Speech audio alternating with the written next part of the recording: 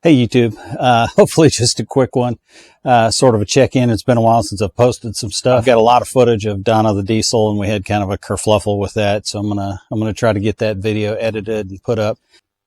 I just wanted to let you know kind of the current state of affairs, which are insane. Like most people that subscribe to my channel, I watch too much Matt Armstrong, and I go, man, look at that Rolls-Royce Cullinan, look at that, whatever. And then I also watch Matt from High Peak Autos, and he's always buying cool cars. And so last July, I signed up for Copart, the bottom tier, absolutely the cheapest thing you could do. I think I can only bid up to $2,000. In Georgia, I can only bid on salvage title vehicles, and oddly enough, I think I can bid on salvage title vehicles in Texas. I'll see something interesting out there, and I'll throw out a bid, and usually by the time the live auction rolls around, my bid has been quintupled. I saw something recently, and so I put down kind of a low bid, and check the box for you can bid one more for me. The day of the auction, I got an email, hey, your auction's up at 10 o'clock. I had some morning meetings that ran long, and so the auction started, and I had it over on my other screen, and I was like 78th lot in line or something. It came time for mine, and I had just gotten off the meeting. So the clock starts, and well, I'm going to put it up, put it on the top of the screen for you, but you can see that the clock starts, zoop, about 30 seconds later, bing, you won. So I won a Copart salvage title Range Rover. I'm going to show it to you now, and let me know what you think. So don't look. Here it is. 2011 Zermatt Silver 5.0 Supercharged V8 L322. It's got a little over 94,000 miles on the clock. And we might as well start with the elephant in the room, the front end.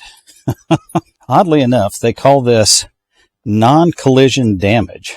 And I'm not even sure what that means. It hit something or something hit it. So I'm not 100% sure what they're talking about here. You can see that it didn't get into the engine. In fact, it doesn't look like it messed up the subframe either. But the engine starts right up. It starts quicker than my old 2006. So other than the obvious front corner, the side is actually pretty straight. The electric mirrors work. Of course, it's got the privacy glass that we do here. It's got 4 Kumo tires on it. They're all matching, and they've got decent tread. I think this particular Kumo runs probably $150 a tire. It's not a Michelin, it's not a Goodyear, but it's at least they all match. Coming around the back, it is pretty straight as well. The top seems to have decent paint on it. Being a 2011, it has the little damper over here that I added to Colonel Reb. This one seems to work a little bit better. That's pretty nice. And you can see the boot was stacked with parts. You can see that the headlights were in there. Because of that, this went from a $1,000 issue to about a $100 issue. Although this is missing a tab here, it's missing a tab here. So maybe it's a $500 problem buying one light instead of 2. So let's take a look in the side where all the electronics are, and that looks quite a bit different, or something is missing. Stuff is missing. On mine, I've got the nav, I think, and the DVD up here. This doesn't have rear seat entertainment, so no DVD. And it looks to me like they've moved the nav over here, Denso nav.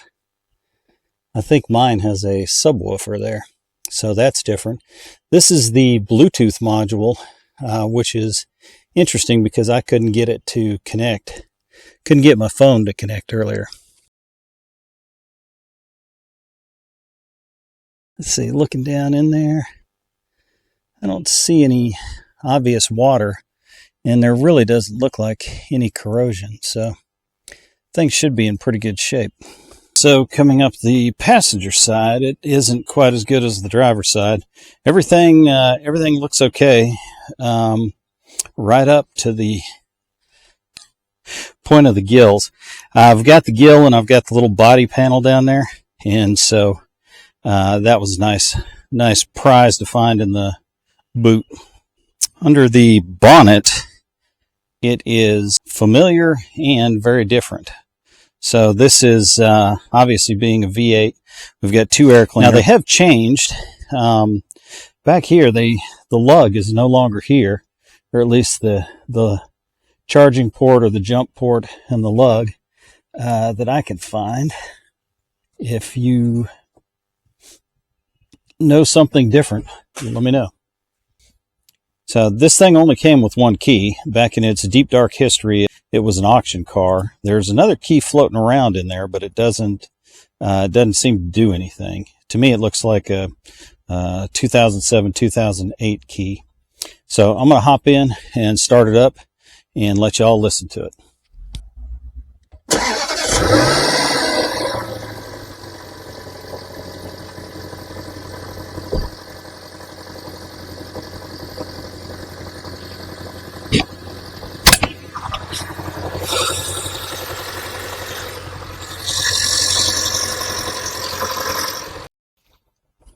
So climbing into this thing is a interesting mix of halfway between my 2006 and my 2016. In fact, the 2011 is exactly halfway between the two models that I currently have.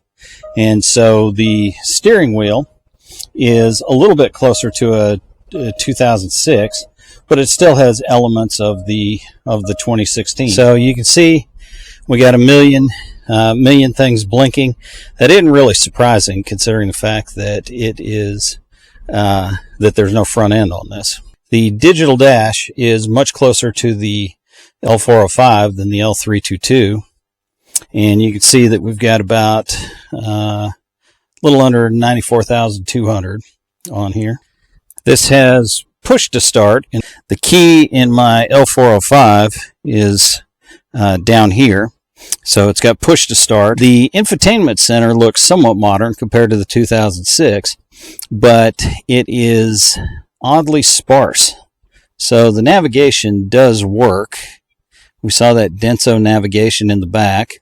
And then audio video. So one of the funny things is that it does not have Sirius XM, or at least it's not activated. I don't know.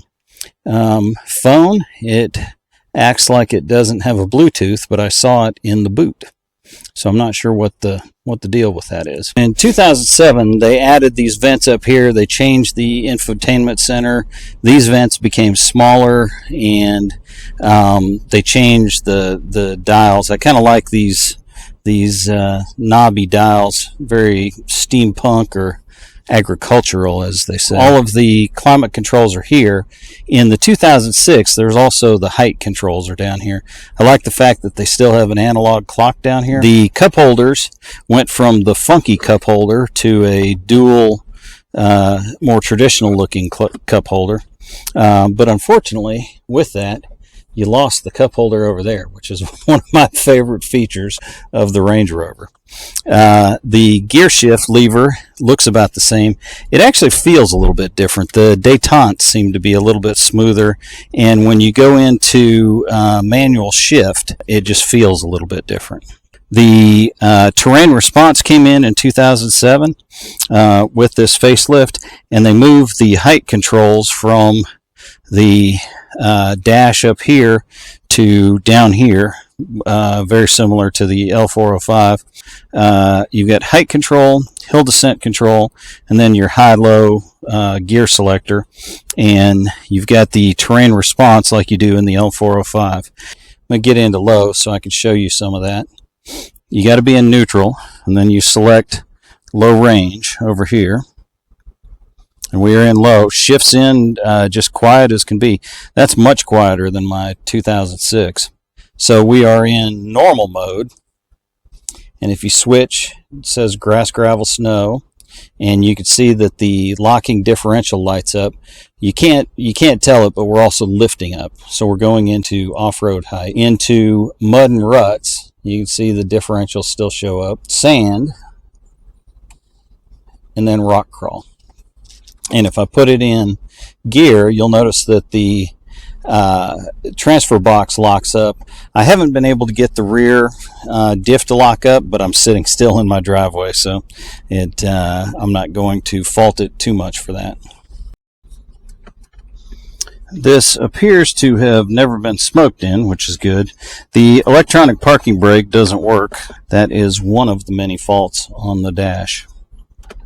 We got our cubby and our top cubby. We have the split glove boxes like you do in the L405. You got the lower one and then the upper one up here. The upper one is mostly filled with the CD player. It seems like Matt from High Peak Autos always finds sunglasses. I should have planted some. Do we dare? Oh yeah, the sunroof is actually quieter and smoother than my 2006.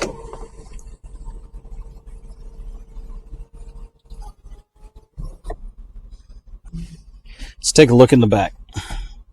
Grossly dark interior. There might be some people that like this. I don't necessarily. So oddly enough, that manila folder, the kid who owned this when it got in a wreck, left his notary application in there. I texted him and told him I'd mail it to him, but I haven't heard back. The back has heated seats. The front has heated and cooled. So one interesting thing on the Supercharged is it has electric adjustable rear seats.